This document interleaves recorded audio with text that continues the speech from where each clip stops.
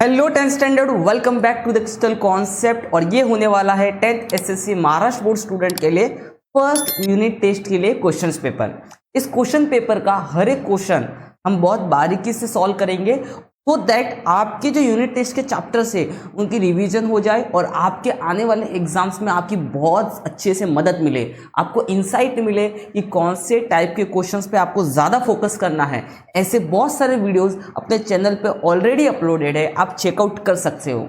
सारे के सारी लिंक मैंने डिस्क्रिप्शन के अंदर दे रखी है। अगर आप चेकआउट करोगे तो आपको वहाँ पे साइंस की वन शॉट आईएमपी मिल जाएगी, आपको बहुत सारे क्वेश्चंस पेपर मिल जाएंगे अपने यूनिट टेस्ट के लिए, सेमेस्टर के लिए और बोर्ड एग्जाम के प्रैक्टिस के लिए। तो उसको चेकआउट करना मत भूलिएगा। तो शुरू करते इस क्वेश्चन पेपर के साथ।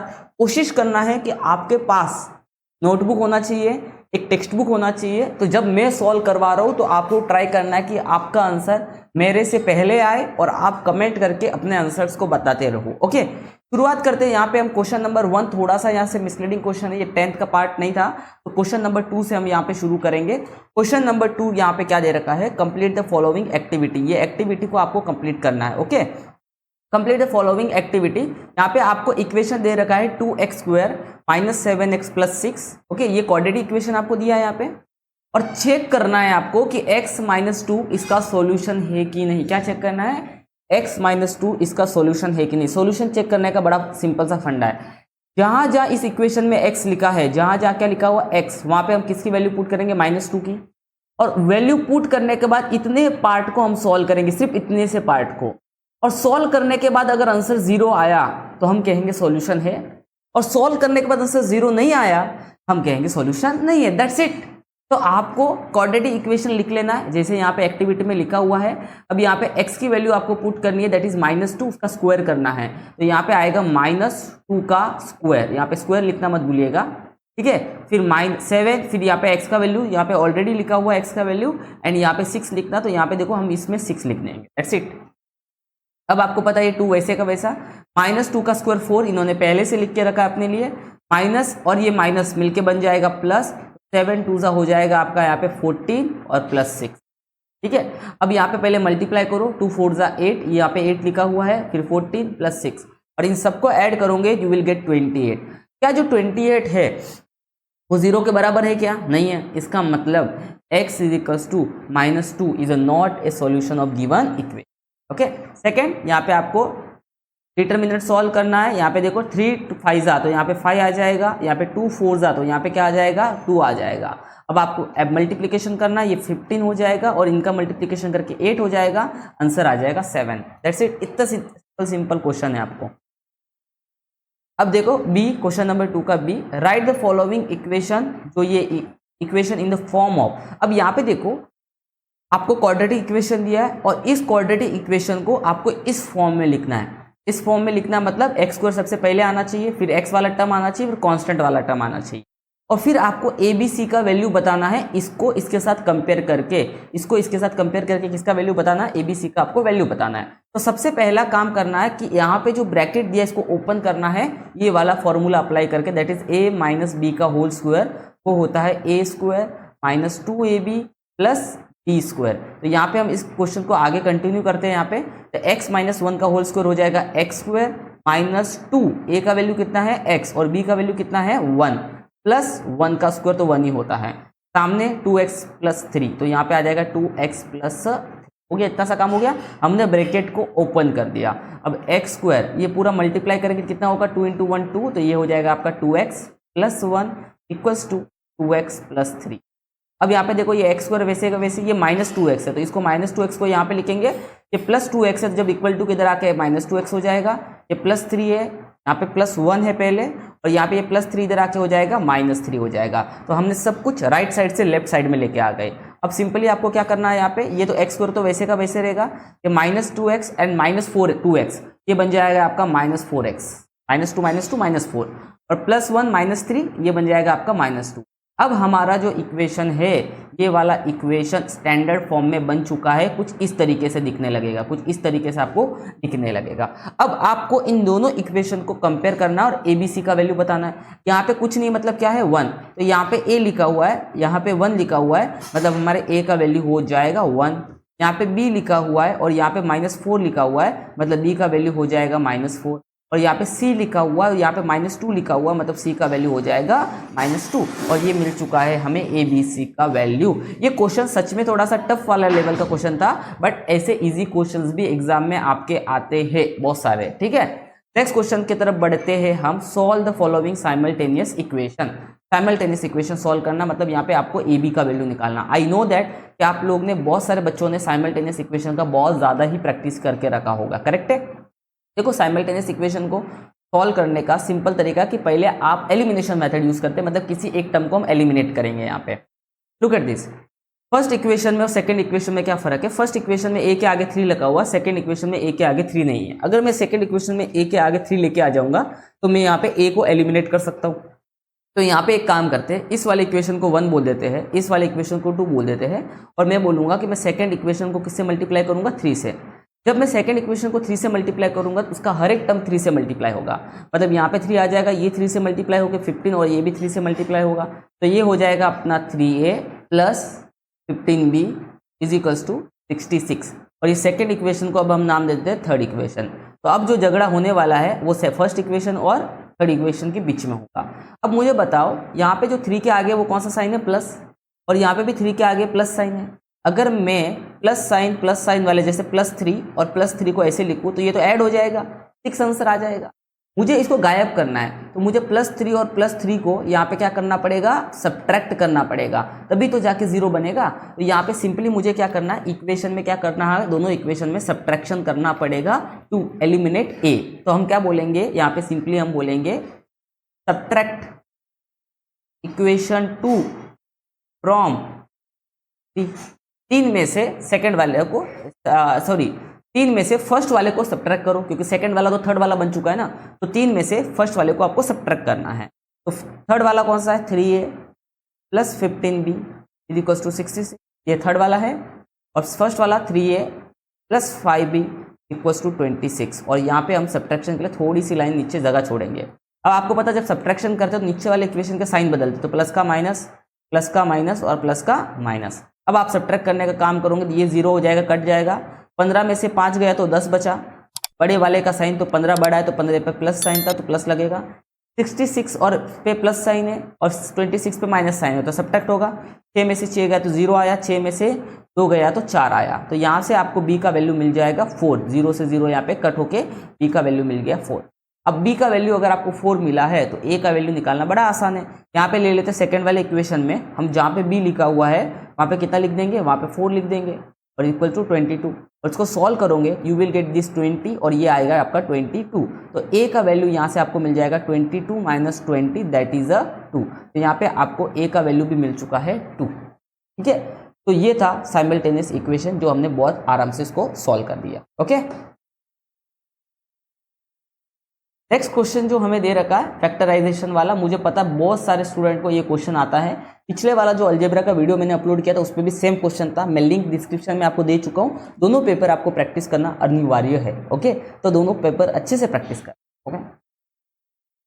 और मुझे आप कमेंट में ये भी बताते देना कि जैसे हम आगे प्लानिंग कर रहे हैं कि हम सोच रहे हैं कि एसएसटी के हर एक चैप्टर का समरीज वीडियोस बनाए, मतलब हर एक चैप्टर को अच्छे से एक्सप्लेन करें बट शॉर्ट में, सो दैट आपकी अंडरस्टैंडिंग बढ़ जाए। फिर हम लोग सोच रहे हैं कि एसएसटी के हर एक चैप्टर या एक्सरसाइज के जो क्वेश्चन है उनका आंसर सिंपल करके अपलोड करें, कि आंसर जब सिंपल होता है तो उसको लर्न करना बहुत ईजी होता है। साइंस के 1 शॉट आईएमपी हर एक चैप्टर के बोर्ड के डेडिकेटेड, मतलब बोर्ड को सोच के आईएमपी बनाया जाए कि नहीं बनाया जाए, और आने वाले सेमिस्टर एग्जाम और प्रीवियस ईयर बोर्ड एग्जाम के सारे क्वेश्चन पेपर चैनल पे अपलोड किए जाए या नहीं किए जाए, ये आपको कमेंट करके बताना है कि आपकी इनमें से डिमांड क्या है। लैंग्वेज में इंग्लिश का पूरा ग्रामर एक वीडियो के अंदर या 1 से 2 वीडियो के अंदर कंप्लीट किया जाए कि नहीं किया जाए, मतलब लैंग्वेज में जो पिछले 5 ईयर का ग्रामर आया वो एक ही वीडियो में मैं सोच रहा हूँ कि एकदम बढ़िया से एक्सप्लेन कर दे कि आपकी जो इंग्लिश की ग्रामर की समस्या है वो सारी समाप्त हो जाए, अंडरस्टैंड। तो आपको ये कमेंट करना पड़ेगा, if you comment it I will take action on it, okay. तो डू इट। नेक्स्ट क्वेश्चन है, इसको ग्राफिकली सॉल्व करना है। ग्राफिकली सॉल्व करना बहुत ईजी होता है। देखो ग्राफिकली सॉल्व करने में क्या करना है आपको, यहाँ पे एक्स और वाई की वैल्यूज निकालनी है, एक्स और वाई की अलग अलग वैल्यूज निकालनी है और फिर उसको ग्राफ के ऊपर प्लॉट करना। इसको भी अच्छे से आप एक्स की और वाई की वैल्यूज निकालना और उसको ग्राफ पे अच्छे से प्लॉट कर लेना, okay. Next question, determine the nature of root determine करने के लिए डिस्क्रिमिनेंट का वैल्यू निकालना पड़ता है, that is B square minus 4ac, और इसी की वैल्यू निकालने के बाद हम नेचर ऑफ रूट बता सकते हैं। तो पहले आपको क्वाड्रेटिक इक्वेशन दे रखा है, इस क्वाड्रेटिक इक्वेशन में a का वैल्यू कितना हो जाएगा 1, क्योंकि एक्स स्क्वायर के आगे कुछ नहीं है, मतलब क्या होगा 1, p का वैल्यू ये 2 और c का वैल्यू ये -9 विद साइन आपको वैल्यू लिखना है, 9 मत लिखना, ओके। अब यहाँ पे बी स्क्वायर माइनस 4ac में वैल्यू पुट करना, ये बी स्क्वायर माइनस 4, a का वैल्यू कितना होगा, a का वैल्यू होगा आपका 1 और c का वैल्यू होगा आपका -9। अब जान दे दो 2 का स्क्वायर 4, यहाँ पे देखो ये माइनस वैसे का वैसा लिखा हुआ है, तो अब थोड़ा सा इधर से समझदारी से काम करना कि 4 इंटू -9 होगा -36, यहाँ पे गड़बड़ नहीं करना, यहाँ पे -36 आपको लिखना है, माइनस माइनस प्लस होगा और 4 + 36 हो जाएगा 40।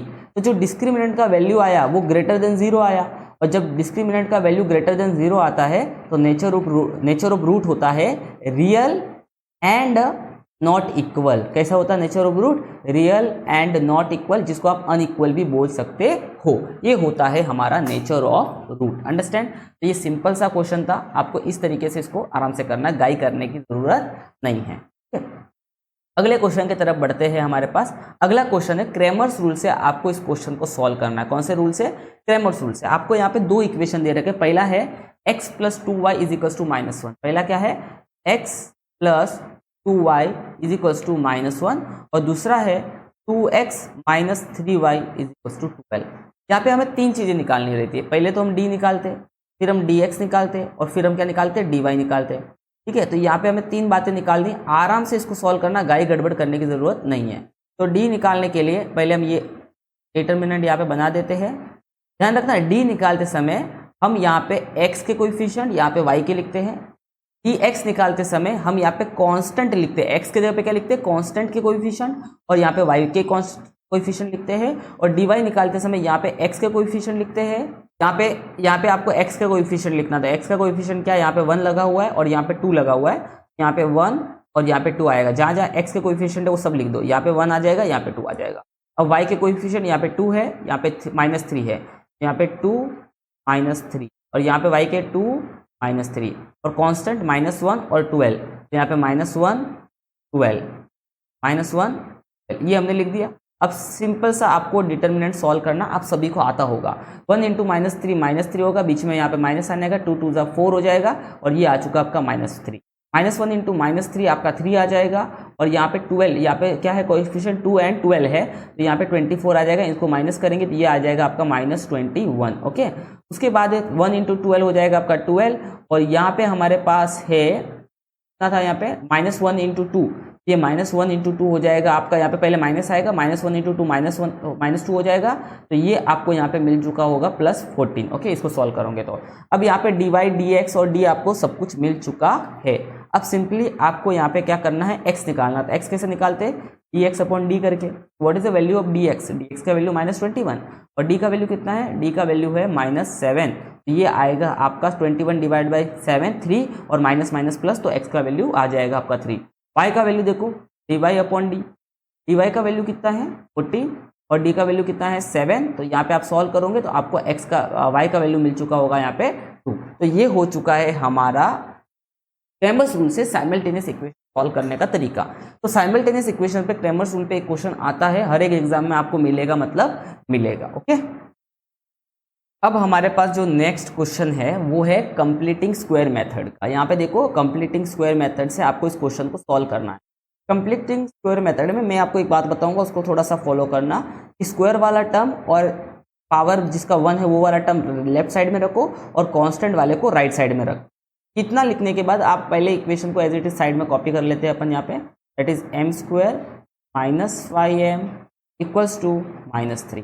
अब क्या करना है यहाँ पे, आपको देखो यहाँ पे जो मिडिल टर्म है ये -5, ये 5 जो है इसका हाफ करना है, तो 5 का हाफ करोगे क्या होगा, 5/2 होगा, और फिर उसका स्क्वायर करना है, मतलब 5/2 का स्क्वायर कर दिया आपने, दैट इज 5/2 लिख के उसके ऊपर स्क्वायर लगा दो।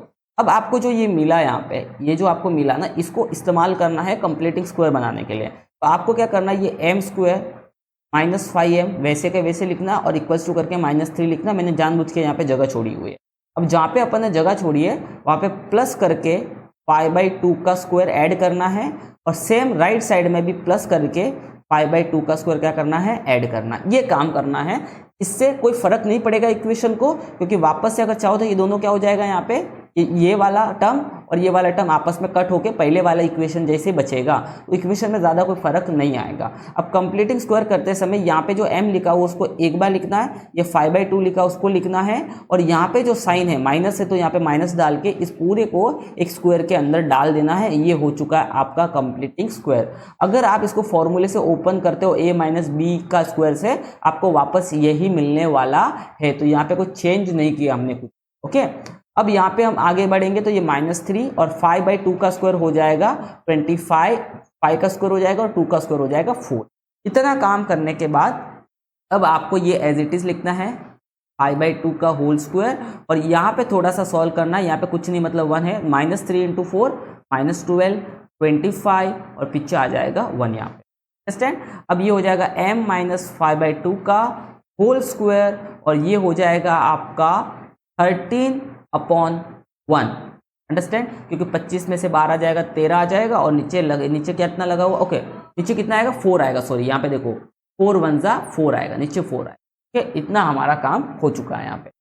अब क्या करना, सिंपली आपको यहाँ पे जो हमारा m - 5 का होल स्क्वायर आया है उसको वैसे के वैसे आपको लिखना है, उसमें कोई भी चेंजेस नहीं करना है। -5/2 को आपको यहाँ पे कॉपी करना नीचे, और ये 13/4 है ना, इसको स्क्वायर में लिखना है। जैसे कि अगर देखो, अगर 4 को मुझे लिखना है तो क्या मैं 4 को 2 का स्क्वायर लिख सकता हूँ? हाँ, क्योंकि 2 का स्क्वायर भी क्या होता है, 4 होता है। तो वैसे यहाँ पे 13 तो किसी का स्क्वायर होता नहीं है, तो 13 को स्क्वायर करने के लिए आपको रूट में 13 को लिखना पड़ेगा, और फिर आप उसको स्क्वायर में डाल सकते हो। जैसे 4 को कैसे लिखोगे, 2 लिखोगे और फिर उसको स्क्वायर में डाल सकते हो। तो 13 को √13 बना देंगे, 4 को 2 बना देंगे, और फिर दोनों का कर देंगे हम इस तरीके से स्क्वायर कर लेंगे। ओके, तो अब इस तरीके से दोनों किस में आ जाएंगे, हमारे स्क्वायर के अंदर आ जाएंगे। अब क्या करना है आपको, m - 5/2, तो आपको m - 5/2 का होल स्क्वायर, और यहाँ पे √13/2 जो है, √13/2 का होल स्क्वायर को 2 को होल स्क्वायर को इस तरफ लेके आना है, और बीच में माइनस आ जाएगा। अब यहाँ पे सिंपल सा a² - b² वाला फॉर्मूला लगेगा, a + b a - b का whole square, a + b a - b वाला। तो ये आपका a हो जाएगा, ये पूरा का पूरा जो आपका लिखा हुआ ये a होगा, और ये पूरा का पूरा आपका b हो जाएगा। तो यहाँ पे a + b मतलब m - 5/2, ये आपका a हो गया, प्लस b मतलब √13/2, तो ये हो गया a + b, और दूसरा होगा a - b m - 5/2 माइनस √13/2, ये आ गया a + b a - b, यहाँ पे बीच में क्या है, माइनस है। अंडरस्टैंड? Equals to 0। अब इसको एक बार आप 0 के बराबर लिखोगे, तो इसको 0 के बराबर लिखने के बाद आपको -5/2 का 5/2 हो जाएगा, और प्लस √13/2 का हो जाएगा -√13/2। साइन बदलना है, यहाँ पे m का वैल्यू मिलेगा आपको -5/2 का 5/2, और -√13 का प्लस √13/2, और ये आ गई आपकी m की 2 वैल्यू, मतलब रूट्स आपके आ चुके हैं with the help of completing square method. ठीक है, तो आपको इस तरीके से कंप्लीटिंग स्क्वायर मेथड का क्वेश्चन सॉल्व करना है, जैसे मैंने स्टेप बताया वैसे फॉलो करना, और अगर आपने पहले से प्रैक्टिस करके रखा है तो वेल एंड गुड।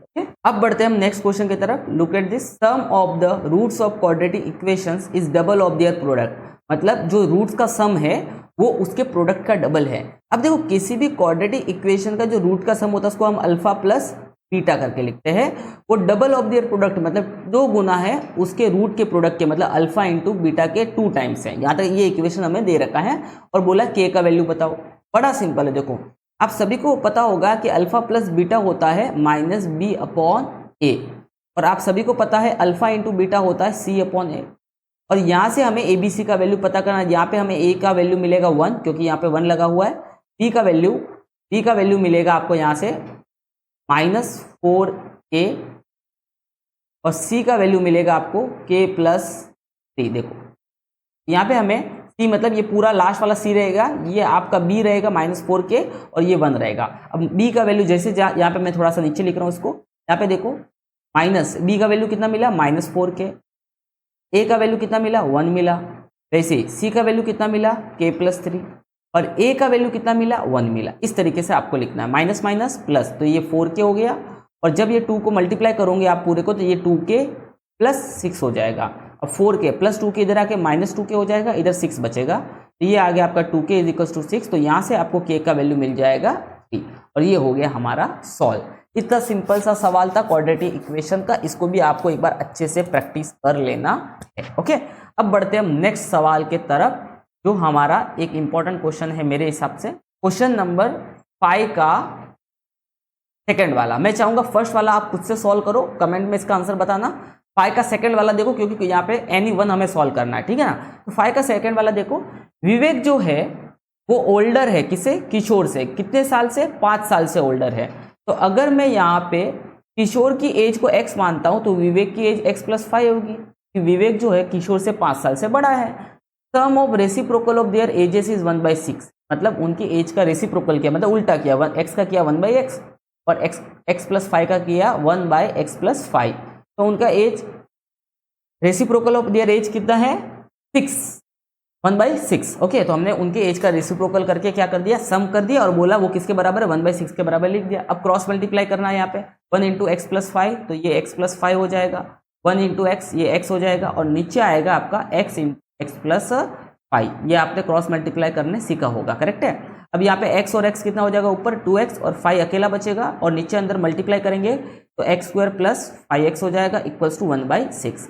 अब यहाँ पे आपको करना है क्रॉस मल्टीप्लाई, तो ये जाएगा आपका 6 × 2x+5 और यहाँ पे आएगा 1 × x² + 5x। ओके, अब ये 6 को अंदर मल्टीप्लाई करेंगे 12x + 30 और ये आपका बन जाएगा x² + 5x। अब मैं क्या कर रहा हूँ, x² को यहीं रख रहा हूँ, 5x भी आपका यहीं रहेगा, ये -+12 इधर आके हो जाएगा -12x + 30 इधर आके -30 हो जाएगा, इक्वल टुगेदर 0 बचेगा। अंडरस्टैंड।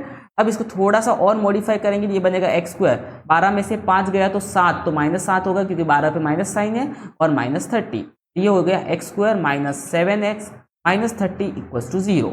अब यहाँ पे आपको बताना है कि दो टर्म मल्टीप्लाई करके 30 आना चाहिए और सब्ट्रैक्ट करके 7 आना चाहिए, ऐसे दो नंबर आपको बताने हैं, मल्टीप्लाई करके 30 और सब्ट्रैक्ट करके 7।